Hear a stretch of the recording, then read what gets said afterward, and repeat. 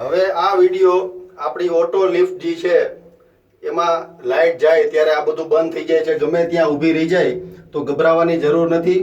આજે અમે તમને બતાવીએ છીએ કે કઈ રીતે અંદરથી આ દરવાજો ખુલી શકે છે. તો સૌથી પહેલાં આ અંદરનો જે દરવાજો છે એને ઇઝીલી બે હાથથી તમે અલગ કરી શકશો. આ દરવાજો ખુલી ગયો અને છોડી દો. હવે આ જે અંદરનો દરવાજો છે એનું આ મિકેનિઝમ તમને દેખાશે. આ ગમે તે જગ્યાએ હોઈ શકે. આ મિકેનિઝમ તમે જે જોવો છો એમાં કાંઈ જ નથી, સિમ્પલ એક આ ઠેસી છે. આ જોવો તમે, મારો આંગળી જ્યાં છે એ ભાગ જોવો. હવે આ ઠેસીને તમારે ખાલી નીચે આવી રીતે કરવાની છે, આ પકડી રાખવાની છે, આવી રીતે દબાવી રાખવાની છે, અને કોઈ નાનો છોકરો પણ કરી શકે. અને બીજો હાથેથી તમારે આ રીતે ડોરને તમે એક બાજુ ખેંચશો એટલે બેય ડોર ખુલી જશે.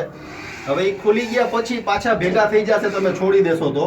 એટલે ગમે એક બાજુ તમે દબાવી રાખશો તો પણ ચાલશે. બે હાથેથી તમારે દબાવવાની જરૂર નથી, એક દરવાજાને દબાવી રાખવાનું. અને બાકીની તમને હવે દેખાશે કે અત્યારે આ ઓપન જગ્યા મળી ગઈ છે. એવું બની શકે કે આ જગ્યા તમને હાઈટ વધઘટ હોય પણ તમે અહીંથી કોઈને બોલાવી શકો. એટલે આ રીતે છે. પાછું તમને બતાવીએ છીએ કઈ રીતે આપણે આને ખોલ્યું. પહેલા અંદરનો દરવાજો બે હાથથી તમે ધક્કો મારી અને આરામથી ખુલી જશે અને એને છોડી દો. પછી અંદર જે આ મિકેનિઝમ દેખાય છે એને આ એક ઠેસી છે, આ ઠેસીને નીચે દબાવી રાખવાની, બીજા હાથેથી એક બાજુ ધક્કો મારી અને આ દરવાજો ઓપન થઈ ગયો. ઓપન થઈ ગયા પછી આને તમારે પકડી રાખવો પડશે એક હાથે, કે જેથી કરીને પાછો બંધ ના થાય. પાછો બંધ થાય તો પાછું ઠેસીથી તમે એ જ વસ્તુ પાછી કરી શકો. આમાં કોઈ જ મોટી વાત નથી. કોઈ પણ નાનો છોકરો અથવા કોઈ પણ વસ્તુ લેડીઝ આરામથી કરી શકે.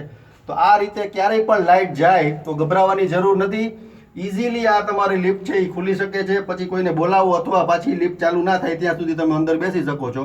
ઉતરવાની જગ્યા હોય તો ઉતરી શકો છો.